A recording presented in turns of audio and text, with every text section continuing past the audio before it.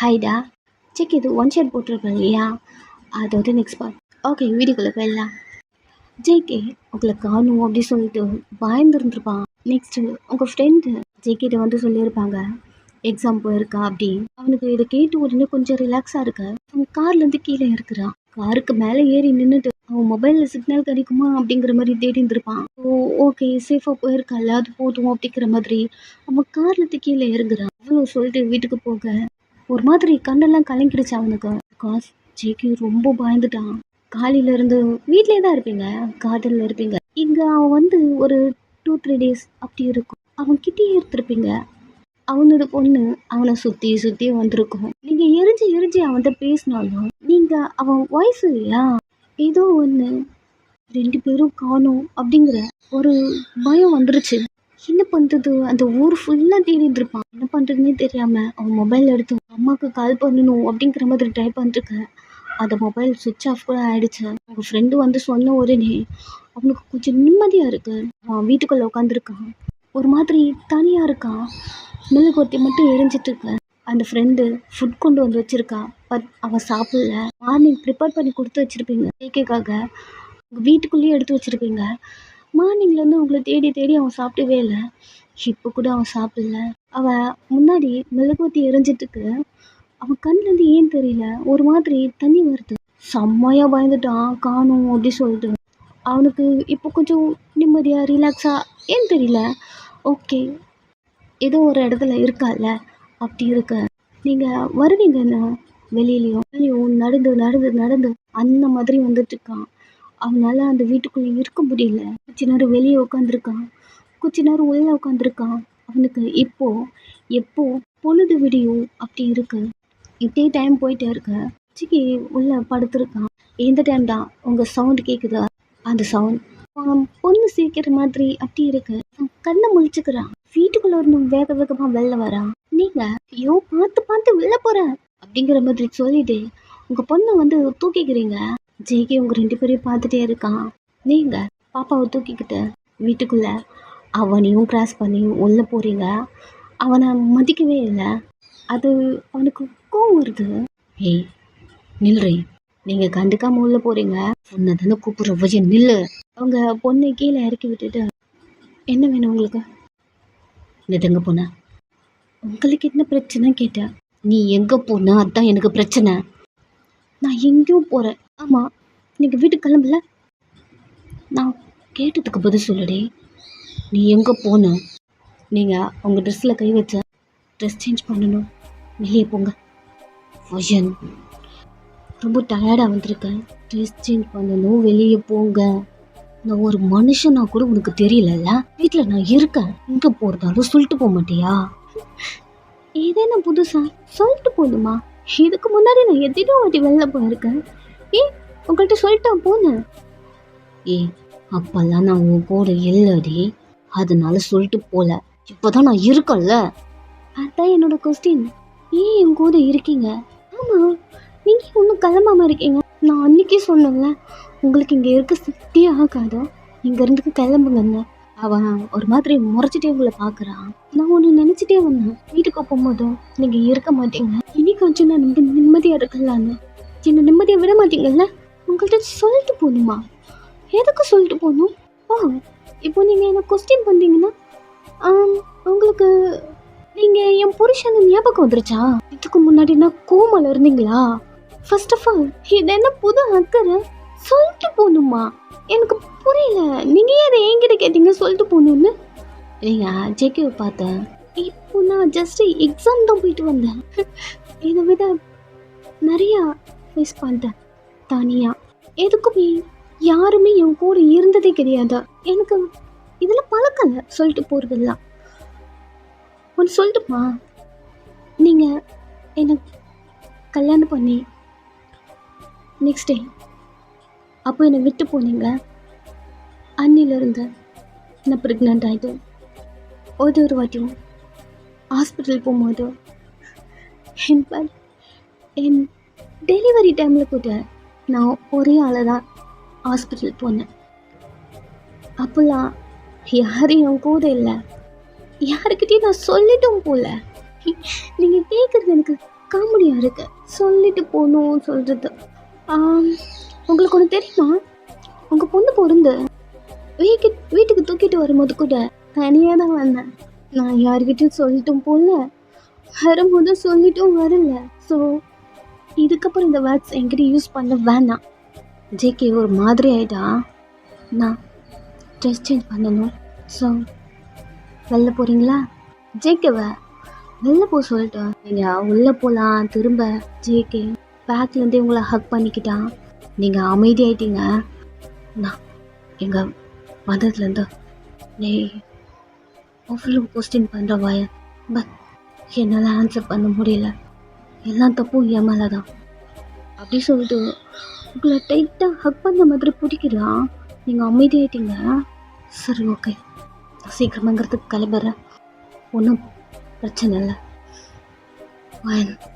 நேற்று நான் ரொம்ப பயந்துட்டேன்டி. ரொம்ப ரொம்ப ரொம்ப பயந்துட்டேன். என் லைஃப்பில் எனக்கு தான் அந்த மாதிரி ஒரு பயம். நீங்கள் 2 பேரும் காணும். நான் தூங்கி எழுந்துக்கிறேன். எப்போவுமே என் கண்ணு முன்னாடியே சுற்றிட்டே இருப்பீங்க. இப்போ யாருமே இல்லை. எனக்கு தெரியும் இது நீ பிறந்த ஊர். இதெல்லாம் நீ ஹேண்டில் பண்ணுவேன். பட் நைட் ஆக எனக்கு ஒரு மாதிரி பயம் வந்துருச்சு. எங்கே போயிட்டேன் அப்படி என் குழந்தைய கூட சரியா நான் ஃபீல் பண்ணவே இல்லை. என்னமோ ஆயிடுச்சோம். எங்கே போயிட்டியும் இங்கே மாட்டிக்கிட்டியும். அவன் கண்ணில் தண்ணி வருது. டைட்டாக அவங்கள பிடிச்சிட்டு எங்கே போவேன், என்ன பண்ணுவேன், எதுவுமே நம்மளுக்கு தெரியலையே. இது வாய்ந்த பயம் எனக்கு மட்டும் தானே தெரியும் அப்படின்னு அழுறான். ஒரு மாதிரி அவன் வாய்ஸில் ஷேக் ஆகுது. அவனால் அந்த பதட்டத்தில் அவனால் பேச முடியல. அவன் கை ஷேக் ஆகுறது. உங்களை ஹக் பண்ணிருக்கான். இது உங்களுக்கு நல்லா ஃபீல் ஆகுது. அவன் அழுறான். உங்கள் ஷோல்டரில் அவன் ஃபேஸ் இருக்கு. அவனுடைய டியர்ஸ்லாம் ஷோல்டர்கிட்ட விழுது.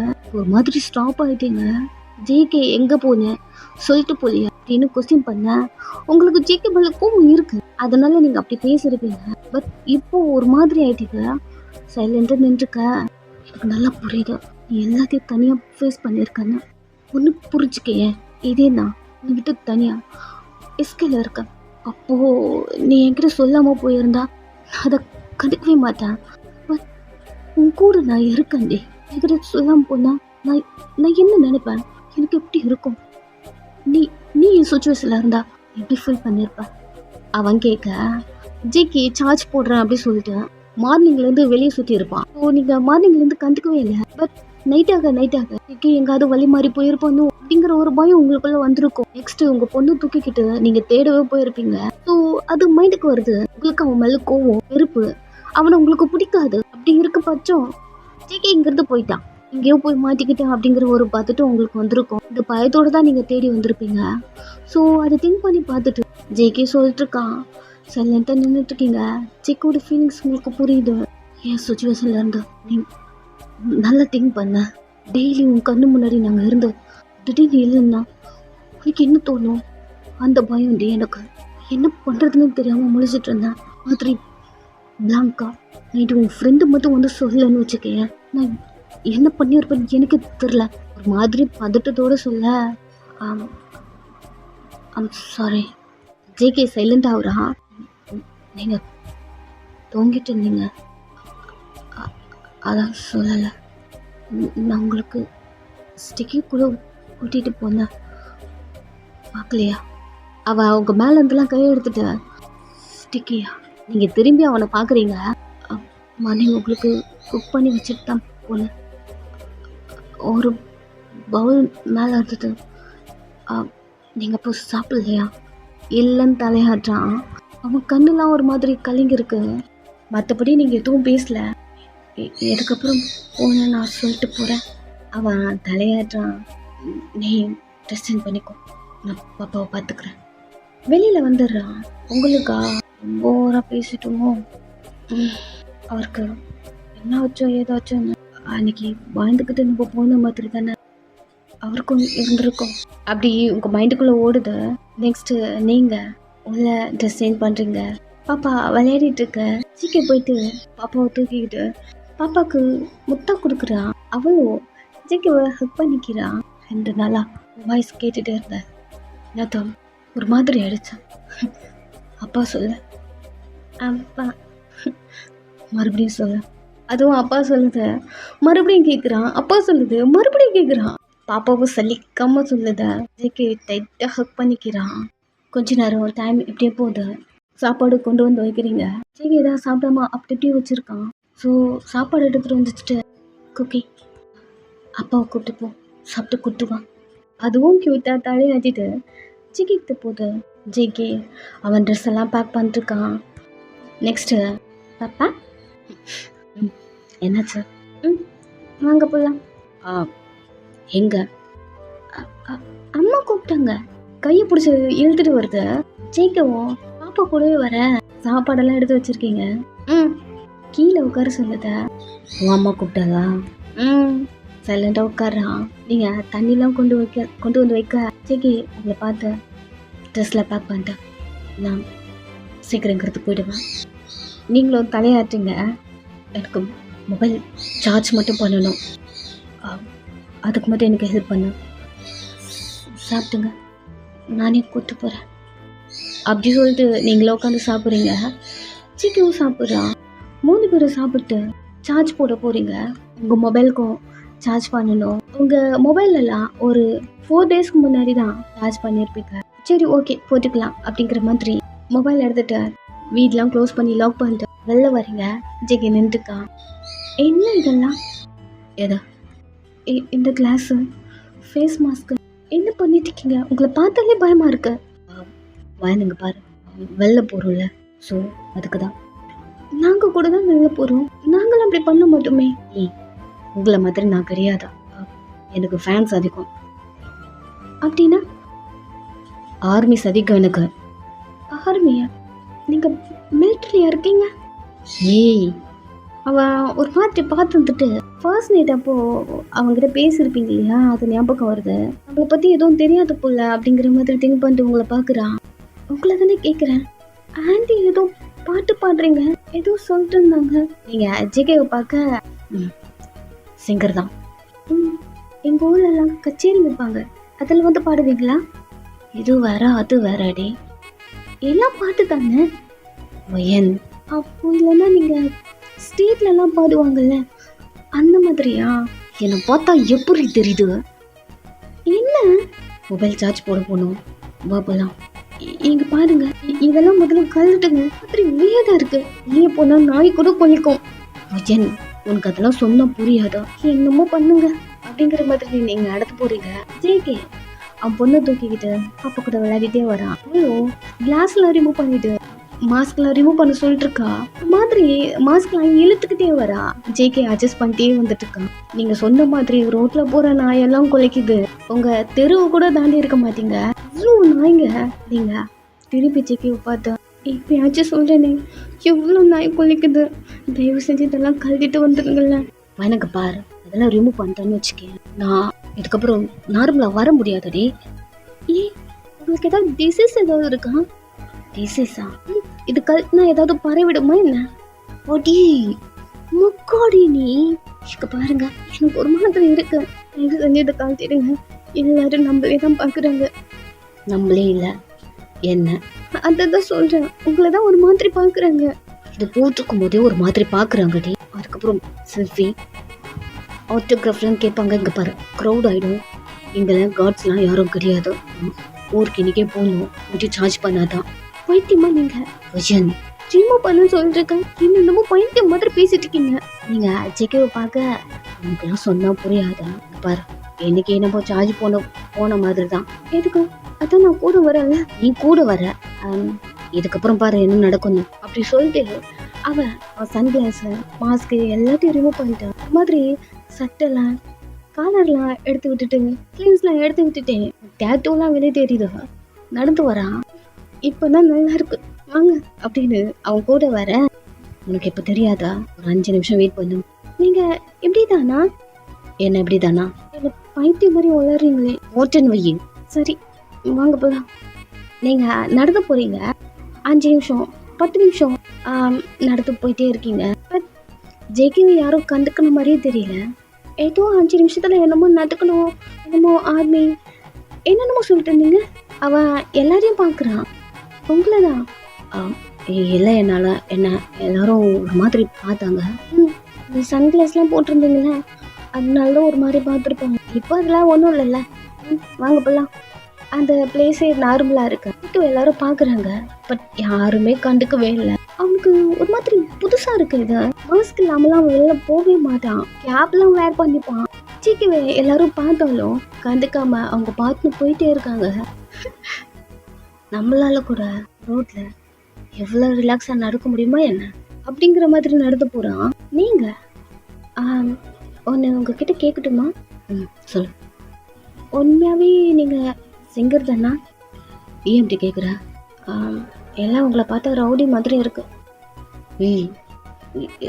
டேட்டு கால் வலிக்குது, இன்னும் இவ்வளோ தூரம் அதே இருக்கு, இன்னும் ரொம்ப தூரம் போகணும் அப்படி சொல்லிட்டு ஜேகேவை பார்த்தேன். சாரி, அவன் உங்களே பார்க்குறான். அவ்வளோ சீக்கிரம் நான் யாரையும் ஹர்ட் பண்ண மாட்டேன். உங்கள் மேலே ஒரு சின்ன கோவம், அதனால் அப்படி பேசிட்டேன், அதான் சாரி. இல்லை, என்னால் புரிஞ்சுக்க முடியுது. அச்சோ, என்னது? அவன் பென் பண்ணி அவன் கையை பார்க்க, என்னடி இதா? நான் உங்கள்கிட்ட கேட்ட, நீ நைட்டு ஃபுல்லாக வெளில இருந்தீங்களா? உங்களை தேடிட்டு இருந்தேன் அப்படி சொல்லிட்டு அவன் ட்ரெஸ் எல்லாம் அட்ஜஸ்ட் பண்ண. என்னடி இங்கே வரைக்கும் இருக்கு? அதெல்லாம் ஒன்றும் இல்லை, ஆயில்மெண்ட் இருக்கு, போட்டால் சரி ஆகிடும். எனக்கு தெரிஞ்சு கொசு கடிச்சிருக்கோன்னு நினைக்கிறேன். என்னடி இவ்வளோ ஈஸியாக சொல்கிற? நான் யாரு தெரியுமா? ஒரு ஹீரோ. என் உடம்பு இப்படி இருக்கு, அலர்ஜி வந்த மாதிரி அப்படின்னு பெருமை பேத்த ஆரம்பிச்சிடுறான். மறுபடியும் புரியாத மாதிரி மென்டல் மாதிரி ஏதாவது பேசிட்டு வர்றது. வயன், என்ன பிரச்சனை உங்களுக்கு? என்னடி இதெல்லாம்? இவங்க நேரம் நல்லா போச்சுன்னு நினைச்சேன். பாருங்க, எனக்கு தெரிஞ்சு கொசுக்கடி, வீட்டில் மருந்து இருக்கு. எனக்கு இதெல்லாம் செட் ஆகாது, நான் ஹாஸ்பிட்டல் போகணும். இன்னும் கொஞ்சம் தூரம் நடக்கும். ஐயோ, இந்த பட்டிக்காட்டில் வந்து மாட்டிக்கிட்டேன் நான். அதுக்கு தான் சொல்கிறேன் உங்கள் வீட்டுக்கு போங்கன்னு. ஆனால் போக மாட்டேன்னு அடி சொல்கிறேன். சார்ஜர் போட்டு கொடு. இப்போ அங்கே தானே போகிறோம், எதுக்கு இப்போ ரோட்லேயே கத்திட்டு இருக்கீங்க? 2 பேரும் ரோட்லேயே சண்டை போட்டுட்டு இருக்கீங்க. இவ்வளோ நேரம் நல்லா ஸ்மூத்தாக 2 பேரும் பேசிட்டு சாரிலாம் கூட கேட்டிருப்பீங்க. அகேன் 2 பேருக்கும் சண்டை வந்துருச்சு. சண்டை போட்டுட்டு சார்ஜர் போடுவாங்க இல்லையா, அந்த இடத்துக்கும் போனால் ஜேகே அதெல்லாம் தாண்டி தான் சார்ஜ் போடுறேன் அப்படின்னு சொல்லிட்டு ஒரு வாட்டி வந்து சுற்றி இதெல்லாம் தாண்டி போய் தான் தேடி இருப்பான். இப்போ சார்ஜ் போட்ட இடமும் வந்தாச்சு. நீங்கள் தானே அன்றைக்கி வந்தீங்க? இல்லை, நான் இன்னும் கொஞ்சம் தூரம், நான் சொல்கிற இடத்துக்கு வராமல் நீங்கள் ஒரு இடத்துக்கு போயிட்டு அன்றைக்கி என்ன சொன்னீங்க? பள்ளி வாங்குறேன்னு சொன்னீங்கல்ல நீங்கள். சரிடி, சார்ஜ் போட்டுக்கலாம், கொஞ்சம் நேரம் சைலண்டாக இரு. 2 பேரும் சார்ஜ் பண்ணிக்கிறீங்க மொபைலை. அவன் உங்கள் மொபைலை பார்த்து கேவலமான ஒரு லுக்கோடு, இந்த மொபைலில் என்னடி இப்படி வச்சுருக்க, இதில் அப்படி என்னத்தான் பார்த்துருப்ப, இது எதுக்கு வச்சுருக்க? என் மொபைலை கேவலமாக பார்க்காதீங்கன்னு சொன்னேன். கேவலமெல்லாம் இல்லை, இந்த மொபைல் கூட வச்சுருக்கியா, அதுவும் இந்த காலத்தில் அப்படிங்கிற மாதிரி ஜேகே உங்களை பார்க்க. எங்கள் ஊர்லேயே நான் மட்டும்தான் மொபைல் வச்சுருக்கேன். என்ன? எங்கே யாருக்கிட்டையும் மொபைல்லாம் கிடையாது. ஏதாவது ஒரு இடத்துல ரேர் தான், அது கூட எல்லாரும் வச்சுருக்கிறோம் இது போல் மொபைல் தான். ஜேகே ஓகே, இதனால தான் நம்மளை யாருக்கும் தெரியல அப்படிங்கிற மாதிரி அவனுக்கு புரியுது. இந்த கிராமம் இன்னும் டெவலப்பே ஆகலை, அவனுக்கு புரியுது. உங்கள் கூட சேர்ந்து சார்ஜ் போட்டுக்கிட்டு நெக்ஸ்ட்டு வயன் ஹாஸ்பிட்டல் தானே? ஆமாம், ஹாஸ்பிட்டல் போகிறீங்க. என்ன இடம்டா? ஏதான் ஹாஸ்பிட்டலு? இதுவா? ஏதோ ஒரு வீடு மாதிரி இருக்கு, குட்டியோண்டு டென்ட் மாதிரி போட்டிருக்காங்க. வயன், இதுவா ஹாஸ்பிட்டலு? இங்கே பாருங்க, இந்த மலையை சுற்றி இருக்க கிராமம் எல்லாமே இங்கே தான் வரும், நம்மளும் இங்கே தான் பார்த்துக்கணும். எனக்கு இதெல்லாம் செட் ஆகாது, ப்ரைவேட் ஹாஸ்பிட்டல். இங்கே பாருங்க, ஒரு நிமிஷம், இங்கே அந்த மாதிரி வசதி இல்லைன்னு சொல்லிட்டு இருக்கேன். வயன், நான் யார் தெரியுமா? என்னமோ சொல்லிட்டு இருப்பீங்களே ரைம்ஸ் மாதிரி. ஒரு நிமிஷம், அதை நானே சொல்கிறேன், ஒரு நிமிஷம் இருங்க அப்படின்னு அவன் பேசுறதை ஸ்டாப் பண்ணிட்டு நல்லா திங்க் பண்ணி சொல்ல ஸ்டார்ட் பண்ணுறேன். நீங்கள் ஒரு ஐடலு, கேபாப் சிங்கரா, அந்த ஏதோ பிடிஎஸ் சம்திங் ஏதோ சொல்லிட்டு இருந்தீங்க.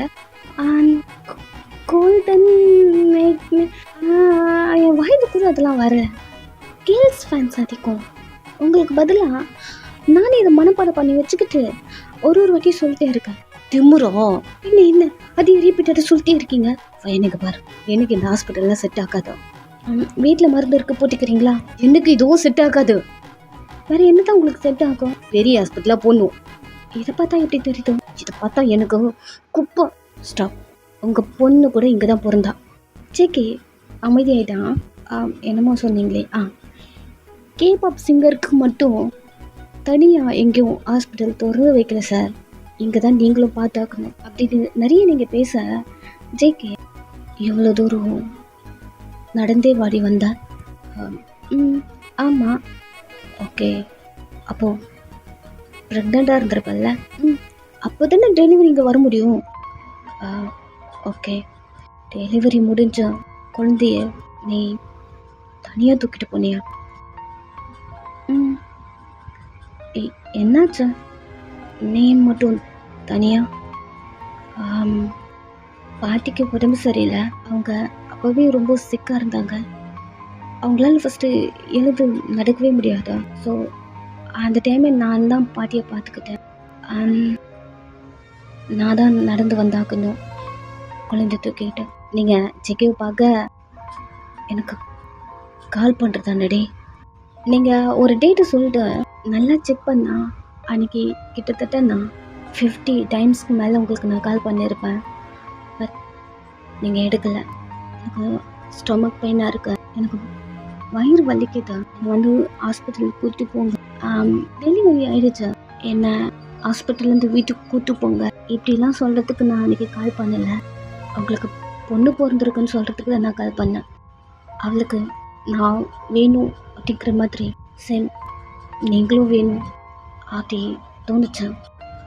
அதனால தான் அத்தனை வாட்டி கால் பண்ணேன். ஜேகே அமைதியாகிட்டான். நெக்ஸ்ட்டு எதுவுமே பேசலை. 2 பேரும் ஒருத்தர் மூஞ்சம் ஒருத்தர் பார்த்துக்கிட்டு அமைதியாக நின்றுருக்க. இதே போல் எவ்வளோ நேரம் நின்றுட்டுருக்கலான்னு ஐடியாவில் இருக்கீங்க. 2 பேரும் திரும்பி அவங்க தான் மருத்துவர், அவங்க தான் பார்ப்பாங்க. அவங்கள பார்க்க யாருக்கு என்ன ஆச்சா? இவருக்கு நைட்டில் எனக்கு தெரிஞ்சு கொசு கடிச்சிருக்கோன்னு நினைக்கிறேன். வெளியே இருக்காரு. வெளியூர்லேருந்து டவுன்லேருந்து வந்திருக்காங்க. அங்கே ஈஸிலே இருந்துட்டாங்க. இந்த ஊருக்கு வந்து அவருக்கு செட் ஆகலை. கொஞ்சம் பாருங்கள், கொஞ்சம் அலர்ஜி மாதிரி இருக்கு அப்படின்னு நீங்கள் சொல்லிட்டே அவங்கள பார்க்க இதெல்லாம் இருக்கட்டும்.